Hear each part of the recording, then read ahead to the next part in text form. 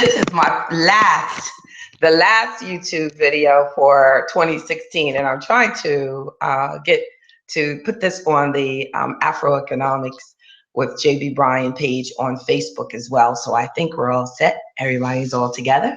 And so if my eyes get kind of funny during the videos because I'm looking at two different screens, but hey, that's what happens. There's probably a better way of doing that, but I'm an investment advisor. I'm not, look, I'm not an audio visual technician. Well, you know, one day I will have one. I definitely appreciate 2016. You all have made amazing for me. I'm like, Karen, I don't know how I'm hearing two voices, but I'm taking this to another level. I'm not stopping, y'all. I'm not stopping but I have some things I want to make sure that we address before the year ends, because the next time we'll get together will be New Year's Eve.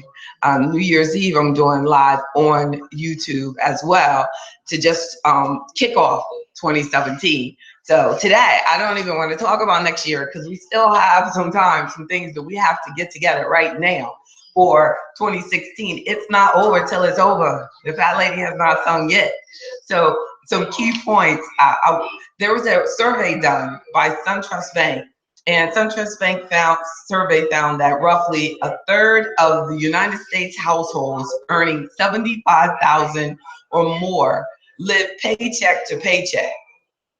Then it said that earlier this year, that Money magazine, I guess, found out that the average household credit card balance was nearly $16,000. So that it shows that basically people, all of us, are just spending too much, spending way too much. And I'm picking up this because I'm hoping that it will stop it from echoing. I hope that you all can't hear what I can hear, because sometimes, like, I've heard an ambulance go by and I'm like, oh goodness, y'all can hear the ambulance, and then you can't hear the ambulance. So I'm going to put this back down because it didn't make a difference, and I'm going to continue to focus on 2016 and our financial goals. So the bottom line is that people making a lot of money are spending way too much, and that household credit card balances are way too high.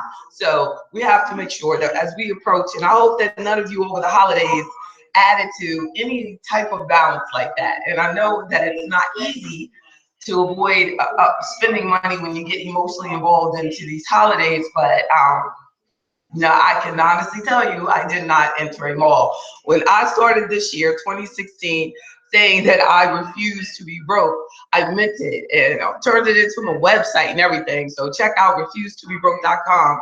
Hopefully most of you are already registered. And I have several workshops throughout the year. We've done that, talking about strategies and using the principles of AfroEconomics to make sure that you refuse to be broke.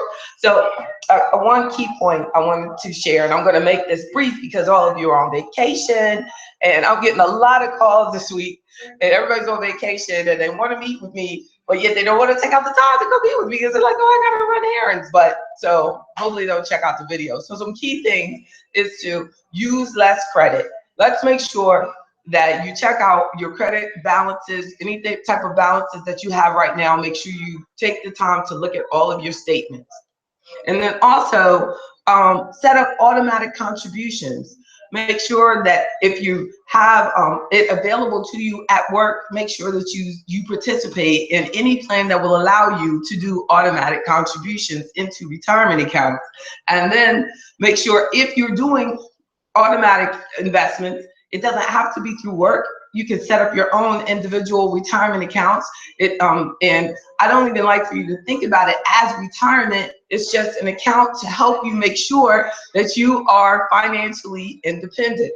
And then make sure that you invest in those accounts wisely. And of course, I encourage you, as I'm a registered investment advisor, firm president, and chief investment officer, that I encourage you to get professional help. I do feel that a good professional financial advisor can help. And then also evaluate your insurances that you have. And we did so we did have a session on that, and we talked, and make sure you check that out on the YouTube channel, because I have a huge, like over 100 videos there, because I do this every Wednesday. I'm committed to it, and I've already got them like scheduled out, not topics, because I like it to kind of whatever I'm feeling. Like last week we talked about the stock market. If it reaches 20K, it hasn't done that. We're not really having that Santa Claus rally that they, sometimes comes after Christmas either. So, we'll see. Still got us, what is it, Wednesday? Still got the rest of the day and the rest of the week, but we'll see what happens. But, just understanding stocks, that's a big part of AfroEconomics, understanding your investment options and understanding investments and all of the options that you have there. And most importantly, when you're doing things automatically and you're putting money away, so many people I meet at the end of their career, and they were saving, but they didn't know what they were saving into. They didn't take the time to find out about investments and what the options are there. And then also, evaluating your insurance. We talked about that. And the fifth point is, where do you live? I wrote down like, where do you, but it's important to realize that where you've decided to live actually can impact your livelihood, how much money you have to spend, how expensive it is to live at that particular place that you decided to live. I hear a video going, this is like crazy.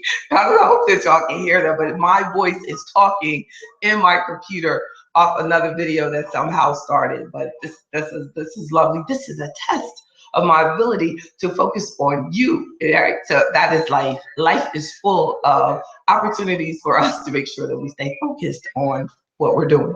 So instead, you might be through your subconscious mind, you might be getting double information. So we'll look at it that way. Whatever the other video was talking about, you're also getting this information too. So my first point was to use less credit. A second point is to set up automatic investing. It makes it easier. Your chances of success are much greater. Invest wisely, get help. And that was the third point. And the fourth point is evaluating insurance that you have. What do you have? How much coverage do you have? Sometimes you get, especially with your homeowners or your renters and your car insurance, you kind of get in it and you just keep renewing, and not taking the time before you renew to speak with a financial professional. I know with my clients, I try to analyze all of their coverages because I'm licensed in all of that. So make sure that you get the financial advice that you need. And then where do you live is where I was before I started talking about my video. When understanding that there's a big difference between different locales, and especially as some of you may be approaching retirement and you're going to get paid that same check regardless of where you live, it can make a difference between living in the ocean front or living in San Diego or Los Angeles versus moving to the small town where you're from. I know that I've seen a lot of people do that, including my parents. They moved back home and they're enjoying themselves, but they always wanted to do that. But at the same time, it was a good financial move as well. And then, so think about where you live, and is it cost effective, and is it costing you too much, and is it hurting you financially? And then look at your largest debts. And I'm talking, these things that I'm talking about doing now, not, oh, I'm going to do that next year. I'm saying like today, especially if you have the day off, think about all this stuff. So what are the largest debts that you have? Loans that could possibly be refinanced or consolidated. Check out what programs there are. Are there ways that you can get into a program where that if you worked in a particular place, that if you applied for a different job, that maybe they would pay your school loan off for you. Different careers have those type of opportunities. So check that out. Check out and investigate the largest debts and what do you need to do with them. And then bottom line, I have a 7 point that says spend less money on just stuff and spend more money on yourself, meaning investing in things that appreciate and increase. And we've talked about that a lot, like trying to invest and spend your money on things that will actually at some point could possibly create income for you, that they could appreciate and value, and not just buying material things that look good today but are going down in value immediately right after your purchase. So, and a concluding statement that I have to, I want you to spend less than what you make, and make sure that you make a point to invest more. But we want to make sure that we think about right now, you can look at your W-2, look at your last paycheck, look at what you're doing, and and realize that there's a lot of people that are making a lot of money, and I hope that that's not you, that are making a lot of money but are ending the year with nothing. And it's easy to do that. So make sure that if you have spent most of the money that you've made for the year, what have you done with it? What have you done with it? Have you been saving each month? Have you been investing in a business? Have you been investing in assets that can create income for you down the road? Have you set up a strategy for yourself? And are you contributing to your family and passing the knowledge and the information on? And the 10 principles of Afroeconomics are a key way to do that. And the first principle of Afroeconomics is legacy, and the importance of knowing why you do what you do. And I think that once we know why we do what we do, then you'll start making even better choices. And it leads to becoming financially independent, and organization and planning, and increasing your knowledge and integrity, understanding the soul of your money, reviewing and being accountable. And entrepreneurship is a big part of Afroeconomics, understanding your credit and protecting your credit, determination, and your health and your wealth.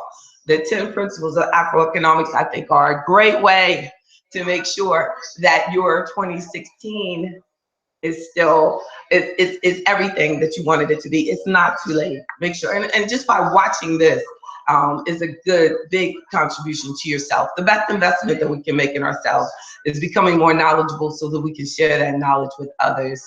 Thank you so much for sharing your day with me. That's this, Pat. This has been probably one of the most exciting and difficult ones that I've done, because YouTube just really got us challenged, but Facebook, you still did your thing. So, and then I appreciate you all so much.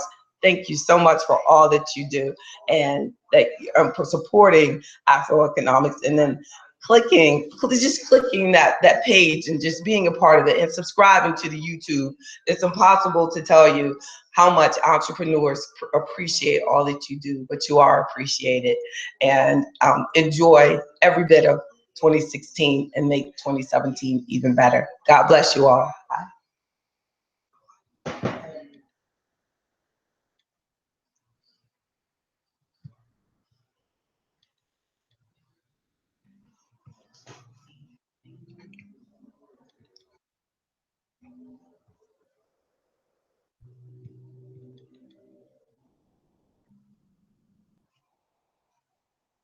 That's amazing. For those of you that are still watching, I just figured out what it was doing. There's a YouTube back there that was like echoing the whole time, and it was still playing, but for some reason now it's not still playing.